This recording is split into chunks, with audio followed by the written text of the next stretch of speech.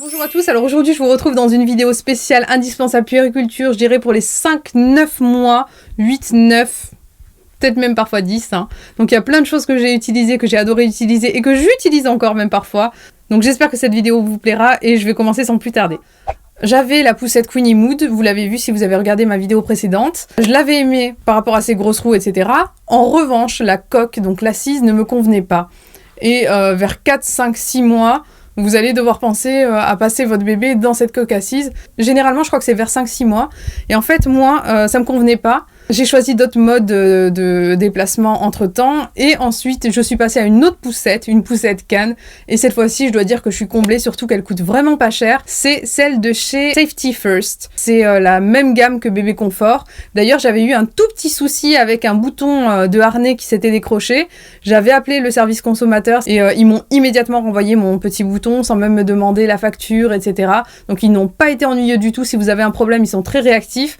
C'est Bébé Confort, donc il m'a envoyé ce bouton. Donc si vous avez un souci, n'hésitez pas à contacter Bébé Confort directement par téléphone puis par mail. Elle me convient mais à 100%. Je l'ai achetée, je crois, en promotion à 69 €. Elle l'était il y a pas longtemps là. Je crois que c'était la semaine dernière à 40 € sur Amazon. Elle est vraiment géniale. Vous avez besoin de vos deux mains pour pousser la poussette. Pour celles qui préfèrent avoir un seul guidon pour pouvoir faire autre chose en même temps, bon ben c'est à savoir.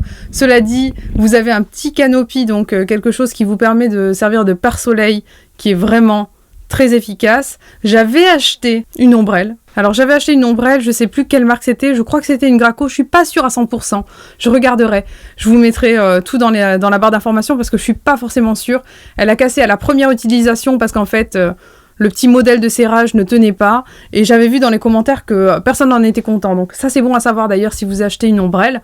Mais moi je trouve que c'était très important que mon bébé soit à l'abri du soleil. Et forcément je voulais une ombrelle supplémentaire parce qu'on vit dans le sud et que le soleil est vraiment présent même en hiver. Et cette poussette, je l'adore, je l'utilise encore à 18 mois, j'en suis fan, je vous la recommande vivement, elle ne coûte rien et elle est vraiment très simple d'utilisation, elle se plie facilement comme toutes les autres poussettes cannes et je l'aime beaucoup. Alors après en mode de portage, si jamais vous avez regardé la vidéo précédente, j'ai beaucoup aimé les systèmes de portage avec des écharpes, mais à partir de 5 mois, c'est vrai que je me suis plus orientée sur le Manduka qui a changé ma vie. Ce truc, mais c'est génial, mais vraiment génial.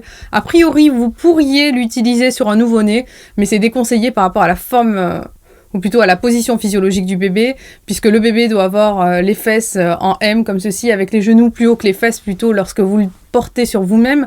Il n'est pas conseillé de le porter face au monde, c'est plutôt soit face à vous sur le ventre, soit face au dos lorsque vous le portez. Et moi ce que j'ai fait, c'est que je l'ai énormément porté en Manduka. J'ai une petite fille de 18 mois et demi qui doit peser... je sais même pas combien elle pèse en ce moment, mais elle pèse vraiment lourd, elle doit peser facilement plus de 12 kilos, et je la porte encore en Manduka. Je devrais la porter moins, mais c'est tellement génial ce truc, c'est super agréable, le bébé est très à l'aise, il peut vaquer à ses occupations.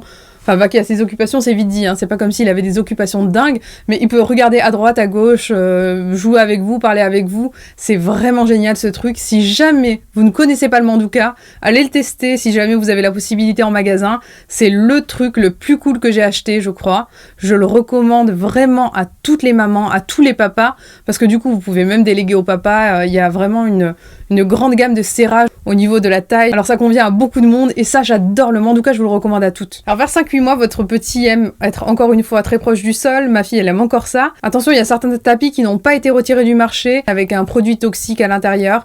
Moi j'ai un Ludi. Je l'avais acheté sur Amazon, je vous mettrai le lien dans la barre d'informations.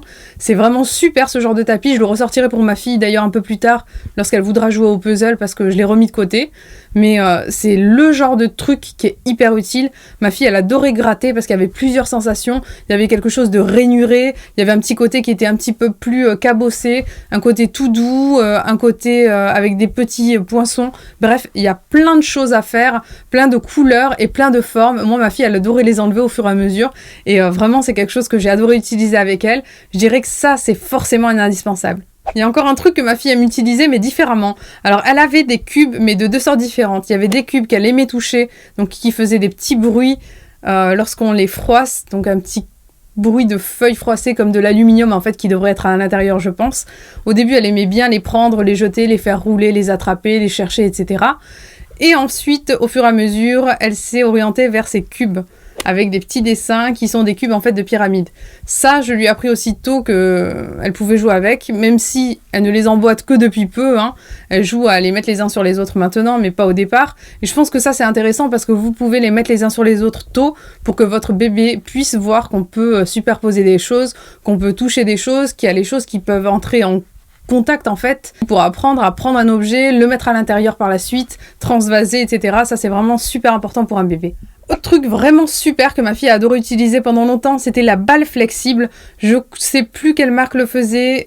C'est une balle avec des trous. Elle pouvait l'attraper. Et pour la préhension, c'est vraiment génial. Elle pouvait la tordre aussi parce qu'elle avait un pouvoir flexible. C'est la balle que tous les parents ont, je pense. Donc elle la prenait, elle la jetait. Elle pouvait la prendre facilement avec ses petites mains et aussi avec le peu d'habileté qu'elle avait au départ. Et au fur et à mesure, on voit bien que son sens du toucher s'affine et que sa capacité aussi à prendre les objets s'affine. Et ça, c'est vraiment plaisant. Alors le parc-cutter pour moi c'est un indispensable, vous le mettez tout en bas, vous mettez votre bébé à l'intérieur et c'est parfait. Il est vraiment comme un coq en pâte dans ce petit parc, pas de risque de chute, c'est super important, pensez-y, hein. Tout ce qui est parc, tout ce qui est barrière de sécurité, si vous avez des escaliers, ça reste des indispensables bien entendu. J'ai oublié de le citer mais pensez-y, hein, vraiment. Le parc ça vous permet aussi de faire 2-3 trucs pendant que vous mettez votre enfant dans le parc et que vous êtes sûr qu'il va pas faire quelque chose de dangereux ou qu'il va lui arriver quelque chose de grave, c'est très important, pensez-y. Alors moi j'ai déjà commencé ma petite bibliothèque pour ma petite fille depuis très longtemps. Je pense que depuis sa naissance, j'ai pas arrêté d'acheter des livres, elle en a beaucoup, elle les aime tous, elle en lit beaucoup. On fait la lecture quasiment toute la journée, elle me dit les fins de mots, c'est juste trop plaisant, elle adore les livres. Et sensibilisez votre enfant au maximum à la lecture si vous avez envie qu'il soit sensible. Moi dans tous les cas j'ai très envie qu'elle le soit, j'ai très envie qu'elle soit curieuse aussi. Donc je pense que c'est important. Elle passe beaucoup de temps à regarder les pages, à les tourner délicatement, elle n'a jamais déchiré un livre, alors qu'on a des pages vraiment très délicates sur certains livres. Maintenant qu'elle est grande, j'ai aménagé un coin lecture, je vous en parlerai peut-être dans une petite vidéo à part si ça vous intéresse. Et je dois dire que c'est quelque chose que j'apprécie énormément, la voir sortir ses livres d'elle-même, la voir ranger ses livres. Mais commencez très tôt votre collection, apprenez-lui à lire souvent les mêmes histoires pour que ça soit répétitif, qu'elle ait l'habitude, qu'elle ait envie et qu'elle vous le demande par la suite, ou plutôt qu'il vous le demande par la suite, votre enfant. Je sais que je dis elle parce qu'elle est tout le temps dans ma tête, je pense tout le temps à elle et c'est normal. Et si vous avez envie d'avoir un enfant très curieux du monde qui aime la lecture, je pense que c'est maintenant qu'il faut l'inculquer. Alors un truc vraiment super, à mon sens, qui est hyper controversé. Plein de personnes vous diront c'est mal, il faut pas forcer un enfant, etc. Moi c'était pas du tout pour la forcer, c'était simplement pour le jeu. J'ai acheté un trotteur. Et le fameux Youpala, enfin nous on disait ça quand j'étais petite, c'était un Youpala. Donc c'est un petit trotteur, vous pouvez mettre votre enfant dessus à partir de 6 mois. Pas beaucoup, bien entendu, un maximum 5-10 minutes par jour, hein, vraiment, c'est pas de la torture. C'est juste pour le côté je sautille et j'apprends à sautiller sur mes pieds pour pouvoir faire des trucs cool. Pas forcément pour apprendre la marche. Moi, ma fille, elle a utilisé le trotteur très peu de temps parce qu'elle est vite passée par la suite à la marche. Mais c'est vrai que le trotteur, ça reste quelque chose de très ludique pour l'enfant. Contrairement à ce que certains livres disent qu'il ne faut pas le trotteur, etc., j'ai fait le choix de mettre ma fille dans un trotteur. C'est encore une fois vous qui choisissez. C'est à vous de choisir l'éducation que vous voulez, mais aussi le mode de vie que vous voulez. Moi, j'avais envie que ma fille, elle joue un petit peu. Ça lui a plu dès le début. Donc, je me suis dit, pourquoi pas. Surtout que c'était un petit peu de temps en temps. En tout cas, pour moi, c'est un indispensable. Si vous êtes contre, je respecte. Mais pour moi, c'était super cool et ça l'a pas empêché de marcher rapidement. Comme quoi, hein. Votre enfant, il va avoir envie de se hisser, que ce soit dans le parc avec les barreaux ou alors avec un petit pousseur. Et je pense que le pousseur, ça peut être vraiment très sympa. Ça apprend à votre bébé à se hisser dans un premier temps et à s'en servir de, désolé pour l'expression, mais de déambulateur. Il va le pousser et ça va l'aider un petit peu pour la marche. Ça va lui apprendre donc à avancer un pied après l'autre en le faisant rouler. Et vraiment, le pousseur, je pense que c'est quelque chose que votre enfant va apprécier. Il va se tenir dans un premier temps dessus. Il va jouer avec, surtout qu'il y a des petites activités dessus. Moi, j'avais choisi celui de chez Smoby.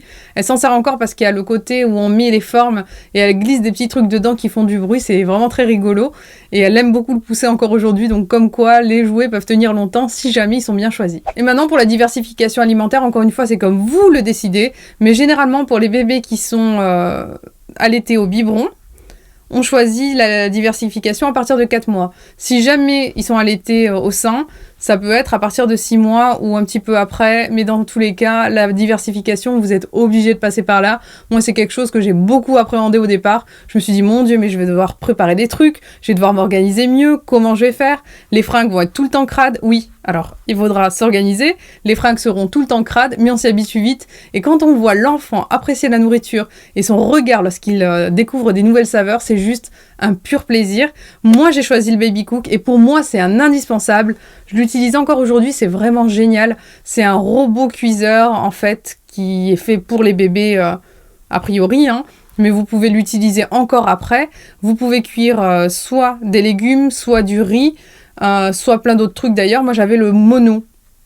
Mais il existe en duo aussi, sachant qu'en duo, il n'y a qu'un côté qui mixe. Donc sachez-le si jamais vous voulez l'acheter, en vous disant, je peux avancer dans mes préparations, faire un côté sucré, un côté salé et mixer. En fait, c'est l'un ou l'autre généralement, peu importe. Moi, j'ai choisi le solo parce que je me suis dit, de toute façon, si j'en fais déjà de temps en temps, c'est bien. C'est ce que je faisais. Je suis vraiment très contente d'avoir acheté le Baby Cook qui me sert énormément. Je fais cuire encore aujourd'hui du quinoa ou des légumes ou des fruits pour les compotes ou plein d'autres trucs, même si les compotes, généralement, je les achète déjà faites et bio. C'est beaucoup plus facile pour moi de temps en temps. En plus de ça, c'est délicieux. Vous mettez ce que vous voulez à l'intérieur. C'est les fruits que vous choisissez, les légumes que vous choisissez, la préparation que vous décidez de mettre. Donc si vous êtes regardant sur la qualité des produits et de l'alimentation que vous voulez donner à votre enfant, je pense que ça, c'est vraiment une très bonne alternative aux petits pots. Personnellement, j'utilise les petits pots aussi, parce que je ne suis pas infaillible, je n'ai pas le temps de tout faire. En ce qui me concerne, en tout cas, j'ai pas trouvé d'autres organisations meilleures. Mais quoi qu'il en soit, ça fonctionne très bien comme ça, je vous le recommande vivement. Qu'au départ, c'est vrai que c'est une petite crainte, mais oh là là, lorsque je vois ma fille aimer autant la nourriture encore aujourd'hui, et je pense qu'elle a toujours aimé, et pousser ces petits gémissements de plaisir lorsqu'elle mange, je fais À chaque fois qu'on sort, ça fait rire tout le monde, hein, vraiment. Je dois dire que c'est un pur plaisir, vraiment. Même si elle est tout le temps crado, elle s'en met partout de temps en temps lorsque je lui laisse la cuillère, parce qu'elle mange toute seule depuis des mois. Je dois dire que ça reste un plaisir, et je pense que ça va le devenir pour vous aussi. Et du coup, j'ai oublié la chaise haute, qui a un dossier qui s'incline, et aussi des roues pour pouvoir la transporter facilement. Et elle est d'ailleurs très confortable. J'espère que vous avez apprécié. N'hésitez pas à me dire ce que vous aimeriez voir en vidéo. Il y a une vidéo sur les soins que j'apporte à mon bébé qui va venir. Je vous fais des gros bisous et je vous dis à très vite. Ciao!